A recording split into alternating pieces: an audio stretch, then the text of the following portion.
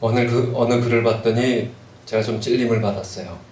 공부 못하는 사람의 특징 10가지 이런 게 있더라고요. 첫째, 닥쳐야 공부한다. 닥쳐야 공부한다.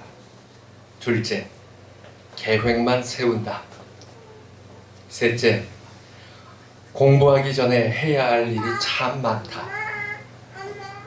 넷째, 한 군데 오래 못 있는다. 다섯째, 1시간 공부하고 3시간 쉰다. 여섯째, 닥치면 해야지 하면서 막상 다치면 자포자기한다. 일곱째, 잘 세운 계획만으로도 행복하다. 여덟째, 조금 자고 나서 해야지 하다가 결국 일어나면 해가 중천이다. 아홉째, 공부는 못해도 인간성은 캡이라고 생각한다. 그리고 마지막, 기적을 믿는다. 제가 찔림을 좀 받았어요. 비단 공부만 아니겠죠. 우리 인생에서 모든 일에 통하는 이야기가 아닌가 싶습니다. 인간은 기본적으로 더 훌륭한 것을 기대합니다. 앞날이 지금보다 낫고 지금 고생이 미래의 행복이 되리라고 기대합니다. 대다수는 미래의 행복이 고생 없는 것, 놀고 먹는 것, 인생을 즐기는 것이라고 그렇게 은연중에 생각들을 합니다. 신앙에서도 우리가 교회에 나오니까 내일은 축복받기를 원합니다. 그런데 성경은 축복이 즐기는 인생이라고 하지는 않습니다. 어눌하게 돌려 표현하자면 선한 영향력이라기보다는 거룩한 영향력을 행사하는 게 축복이라고 합니다. 착한 일 많이 해서 산날 때 감동을 주는 건 교회가 아니라도 합니다. 하지 말라는 게 아닙니다. 그 선한 행동도 거룩함으로 포함되어야 한다는 거예요. 오늘날 교회들이 선한 일은 하겠다고 하는데 거룩함은 잊어가고 있습니다. 거룩한 영향력이 그럼 뭘까? 돈을 많이 벌고 높은 자리에 앉고 권력과 명예를 부여잡아도 거룩한 영향력이 아닐 수 있습니다. 오히려 더러운 오물 같은 인생도 우리가 지금 많이 목격합니다. 그래서 누구는 교회에 실망했다고 떠나고, 또 누구는 그러니까 나는 그냥 그러려니 하고 다니겠다고 하고, 또 그래서 대다수는 내가 거룩해진들 무슨 소용이 있으랴라고 되묻습니다.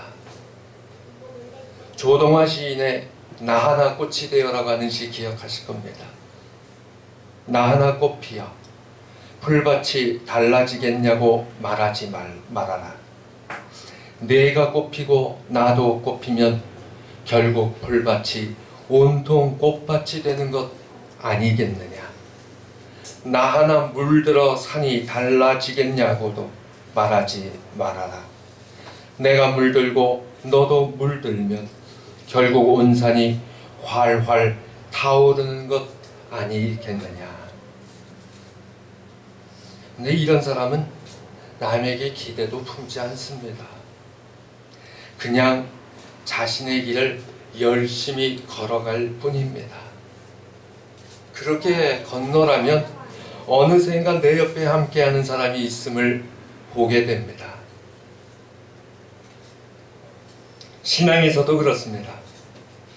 신앙의 길을 열심히 건너라면 내가 가는 곳마다 꽃이 피게 되어 있습니다. 단풍이 물들게 되어 있습니다. 문제는 알면서도 못한다거나 안 한다는 거겠습니다. 신앙은 아는 것이 아니라 결단이기 때문입니다. 신앙은 내가 하는 일, 선한 일이 아니라 하나님의 은혜이고 하나님께 의지하는 길이기 때문입니다. 이상할이 많지. 우리는 내가 생각하고 이걸 해야지라고 생각하면 할수록 하나님으로부터 멀어지게 됩니다. 우리는 내가 이것이 옳다고 생각하는 것이 부여잡으면 부여잡을수록 이상할이 많지 하나님으로부터 떨어져 나간다는 거예요. 하나님으로부터 내 인생이 출발되어야만 합니다. 하나님의 백성으로 선택되었다는 건 참 감격스럽고 놀라운 일입니다. 이 교회 나온 것이 정말 신기한 일 아닙니까? 이렇게 수많은 민족과 백성 가운데에서 특별히 선택받았다는 것, 하나님께 은혜를 입었다는 뜻입니다. 이스라엘 민족, 유대 신앙 공동체, 그들이 어떻게 하나님의 백성이 되었습니까? 전적인 하나님의 은혜요 선택이었습니다.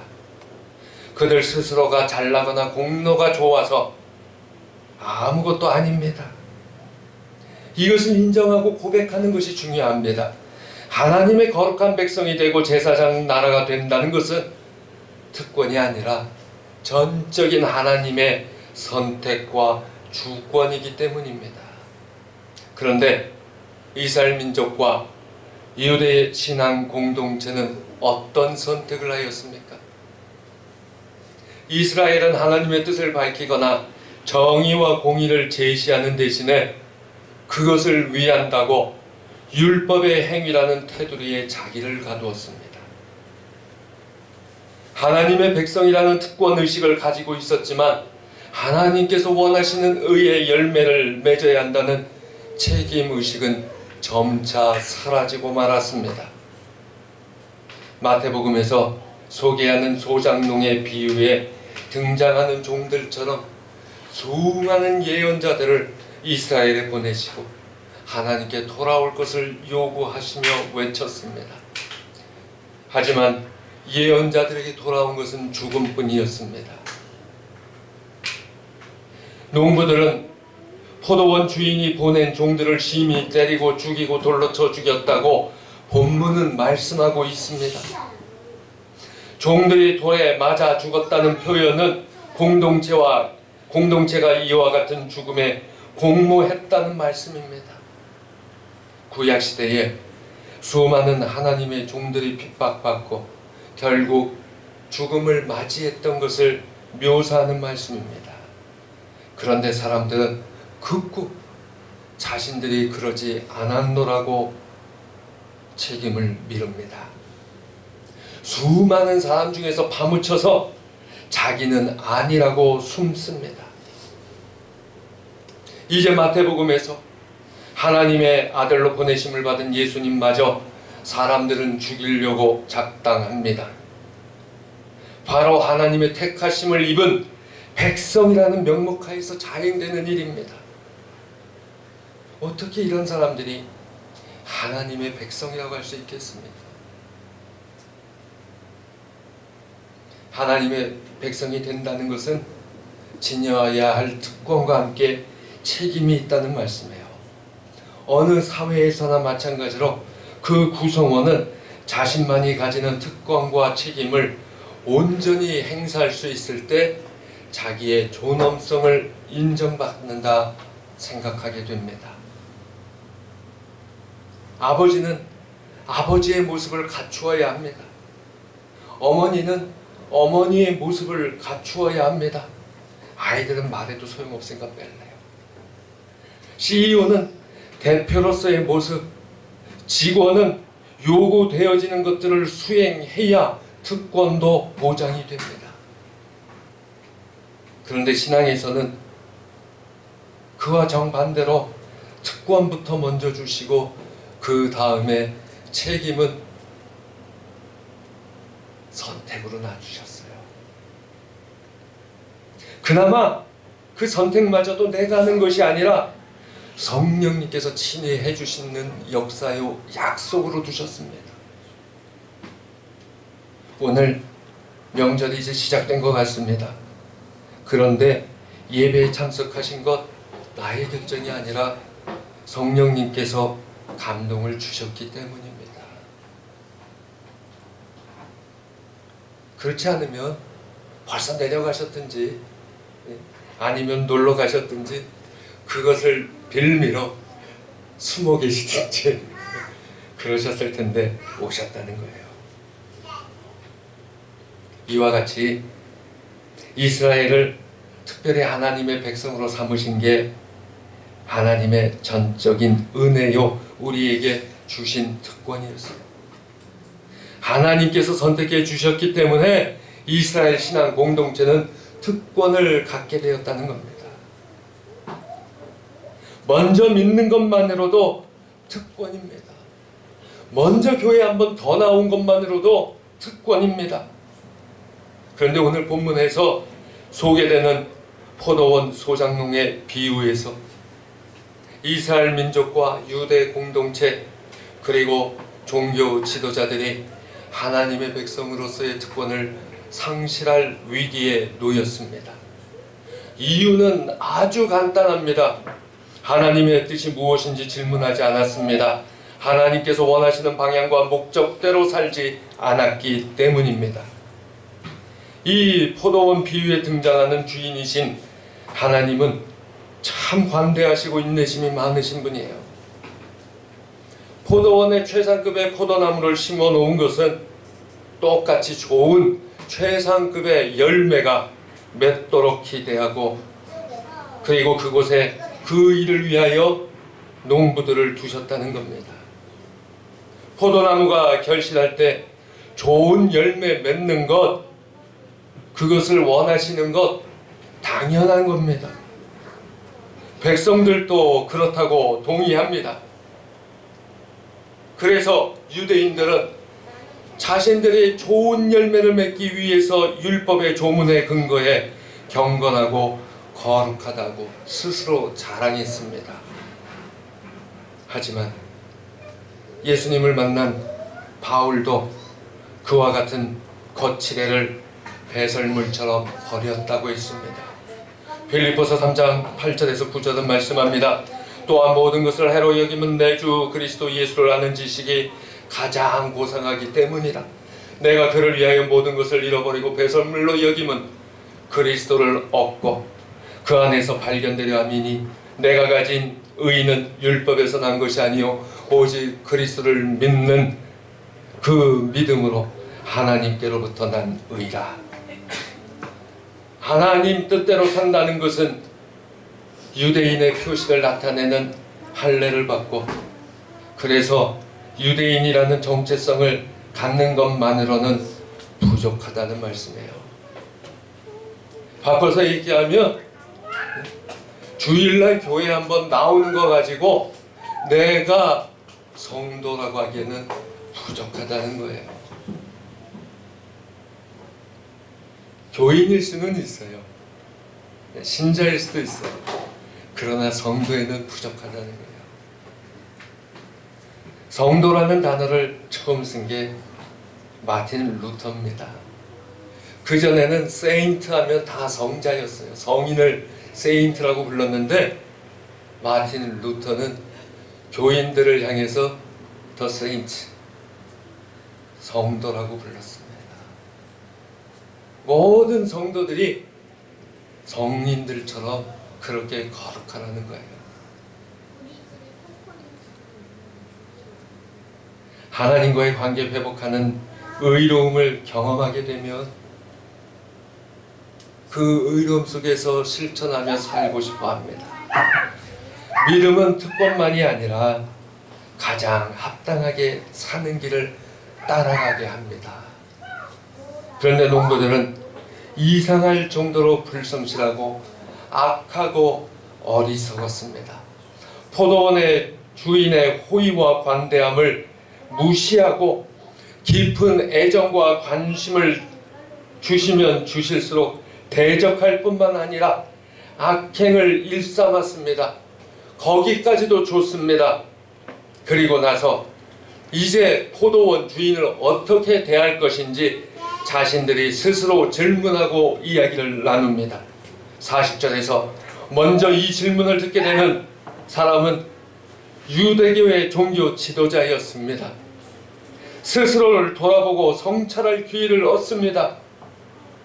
그런데 이 질문을 받고도 자신들의 잘못이나 악행을 깨달은 것이 아니라 그들의 방식대로 완고한 이해를 했습니다. 그것이 가장 맞는 말이라고 자신들은 스스로 믿었습니다. 믿는 자가 더하다는 말씀처럼 말씀이 있어도 믿지 못하고 오직 내가 이렇게 믿는다고만 주장하는 사람들이 너무 많아지고 있습니다. 하나님 거부하고 말씀을 편한 대로 받아들이는 것만으로도 하나님께서 주신 은혜와 믿음을 저버리는 행위입니다. 그것이 잘못된 것이라고 돌이키지도 절대 않습니다. 오히려 자기가 옳다고 증명하기 위하여 오늘 본문에 나오는 말씀처럼 포도원 주인이 보낸 종들을 때리고 죽이고 돌로 쳐서 죽였습니다. 심지어 포도원 주인의 아들을 보내자 상속자를 죽이면 그 포도원이 내 것이 될 수 있다는 어리석은 판단까지 했습니다. 예수님 없이도 잘 살 수 있다고 지금 사람들이 이야기합니다. 교회 나오지 않아도 행복할 수 있다고 합니다. 아니, 안 나와야 즐겁다고 합니다. 현재 내가 즐기는 이유가 좋지 사후의 영생은 하찮다고 여깁니다. 많은 사람들과 농부들이 어쩌면 이렇게 어처구니 없는 결정을 할 수 있을까요?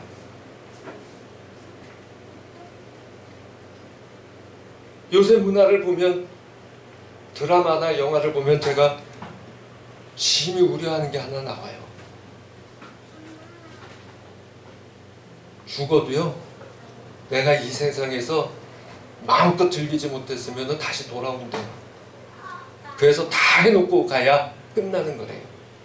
그래서 죽음 이후의 건 아무 문제가 안 돼요. 이 세상에서 내가 하고 싶은 건 다 끝나야 돼요. 영화나 드라마가 전부 요새 그렇게 나오는 거 여러분들 기억하시나요? 사후 세계는 무섭지 않다는 거예요. 지금 이 세상에서 내가 하고 싶은 거, 즐기고 싶은 거, 가지고 싶은 거, 이루고 싶은 거 다 이루어야만 되겠다는 거예요. 죽어도 절대 눈을 못 감고 돌아와서 다 이루어 놓고 예수님도 아닌데 다 이루었다 그러고 사라져야 돼요. 무서운 이야기예요. 문화는 우리의 영혼까지 거기에 물들게 합니다. 농부들의 행동은 정말 납득이 되지 않는 어리석음 그 자체라고 오늘 본문은 명확히 말씀하고 있어요. 예수님께서 이 비유 통해서 질문하려는 내용은 바로 납득할 수 없는 그 어리석은 행동에 대해서입니다. 믿는다곤 하는데 누가 보더라도 어리석은 행동하고 있는 신자들을 향한 경고의 말씀입니다. 하나님의 백성이라고 자처하는 특권의식을 가졌던 이스라엘 신앙의 공동체였지만 어리석은 행동으로 인해 판단이 흐려지고 불의한 길로 걸어가기 시작했습니다. 오늘날 수많은 교회와 직분과 교인들끼리 자족하면 자신들은 하나님 믿는다고 하지만 자기만의 개토를 만들어버리고 점차 불의의 길로 들어서고 있습니다.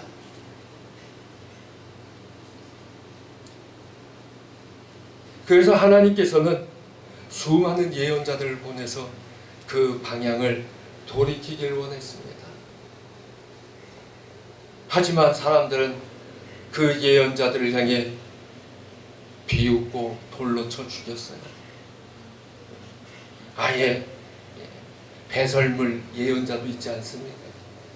배설물을 태워가지고 그 냄새 온몸에 배면서 그래야 온기를 느끼고 사는 예언자도 있고, 이 사람들은 점점 더 싫다고 해요. 예언자가 무슨 저 모양이냐고 그래요.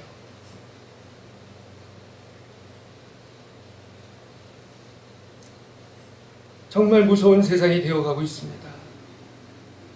그래도 하나님께서는 계속해서 사람들을 보내요. 돌아오도록 요청하고 계셨어요. 이제 하나님의 아들이신 예수께서 회개를 촉구하고 하나님께서 원하시는 뜻대로 살 것을 외치고 돌아오라고 요청하시고 계십니다.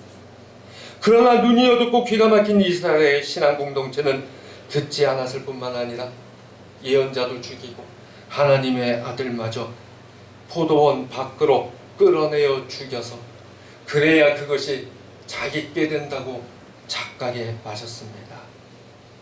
단지 2000년 전 일의 일이 아닙니다.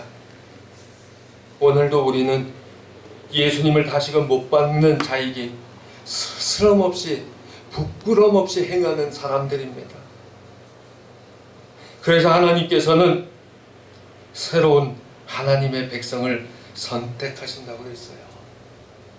그렇게 부르심을 받은 사람은 원하시는 의의 열매를 맺는 사람이요 누구나 하나님의 백성이 될 수 있다 선포하시고 계십니다. 오늘 본문 43절에서 그러므로 내가 너희에게 이르노니 하나님의 나라를 너희는 빼앗기고 그 나라의 열매 맺는 백성이 받으리라 선언하고 계십니다. 아무리 나와도 아무리 교회를 다녀도 하나님 말씀 그대로 살지 않으면 하나님께서 빼앗는다는 이런 말을 하면 두려워져요. 그러면 사람들은 에이 그럴 바엔 안 믿고 말지 그런 사람이 더 많기 때문에 돌로 쳐 죽이는 거예요. 하나님과의 밀접한 관계를 통해서 은혜를 경험하신 분들이라면 이 세상에서 당연히 하나님의 뜻대로 살아가기 위해서 몸부림치게 되어 있습니다. 여기 계신 분들 오늘부터 내려가고 싶지 않은 남자들이 어디 있겠어요. 여자들만 내려가기 싫지. 그런데도 가지 않고 여기에 오시는 것 어떻게 해서든지 한 번 더 하나님 말씀대로 살고 싶고 어떻게 해서든지 한 번 더 하나님께 예배드리고 싶고 그러한 심령들로 모이신 거 아니겠어요? 하나님의 뜻이 무엇인지 인정하고 하나님께서 원하시는 의의 열매를 풍성히 맺는 사람들 새로운 하나님의 백성이 된다는 약속입니다. 그 하나님의 뜻대로 거룩함을 입어서 거룩한 영향력을 가진 사람들이 우리 가운데 다시금 일어나야 됩니다. 새로운 하나님의 백성이 된 사람은 특권과 책임을 동시에 가집니다. 하나님의 백성이라는 정체성을 가지고 사는 것이 특권이지만 또한 하나님의 백성의 적당한 의의 열매를 맺는 책임도 따르게 되어 있습니다. 이름만 부모가 되고 이름만 타이틀을 가졌지 실제로 그 역할에 맞는 행동을 감당하지 못한다면 지탄을 받는 것과 같습니다. 하나님의 백성은 거기에 합당한 열매를 맺어야 합니다. 하나님의 말씀을 민감하게 받아들여야 합니다. 그 깨달은 바를 내 삶의 현장에서 실천하려고 노력해야 합니다. 본문에서 믿음을 가진 공동체라고 하지만 수없이 많은 예언자들의 경고와 비판에 눈이 어둡고 귀가 막히면 결국 예수님을 떠난 자가 되고 맙니다. 오늘날 수많은 교회와 수많은 목회자들의 수많은 경고와 비판과 말씀이 넘쳐나고 있지만 눈이 어둡고 귀가 막히면 예수님을 떠난 자가 됩니다. 세상의 것이 중요한 것이 아니라 하나님 백성에 합당한 열매, 거룩함을 입고 살아야 합니다. 언젠가 병원들이 보험 관련 범죄로 거액의 탈세를 했다는 보도가 있었던 적이 있어요. 벌써 10몇 년 전인데 그래서 조사를 하던 중에 우리나라의 제일 가는 어느 치과 병원이 11명의 조사관이 파견돼서 23일간 뒤졌는데 탈세한 것이 전혀 없는 깨끗한 병원이어서 놀랬다는 단막 뉴스가 나왔어요. 어느 신실한 장로님의 이야기예요. 병원장이 아주 훌륭하신 장로님이세요. 그럴 적에 뉴스는 꼭 그분이 교회 다닌다는 얘기는 안 해요. 나쁜 짓 해야 교회 다닌다고 하고. 우리는 하나님의 백성입니다. 하나님의 백성으로 사시기 바랍니다. 우리가 대한민국 사람이면 대한민국 여권을 가지고 대한민국 사람으로서 살아가는 것처럼 하나님 나라의 여권을 가진 우리는 하나님 나라의 사람으로 살아야 돼요. 요새는 그런 사람 없는 것 같은데 옛날엔 그랬죠. 외국 나가서 하다가 옆에 사람들이 이상한 눈초리를 쳐다보는 경우, 주로 시끄럽게 떠들 때 식당에서. 그러면 갑자기 일본말로 스미마셍 그런 뜻이요. 아니면은 중국말로 죄송합니다 그러고. 하나님 나라 백성인데 눈치가 보이면 하나님 백성 아닌 척하는 사람은 예언자들 돌로 친 사람입니다. 주인의 아들 예수님을 못 박은 사람입니다.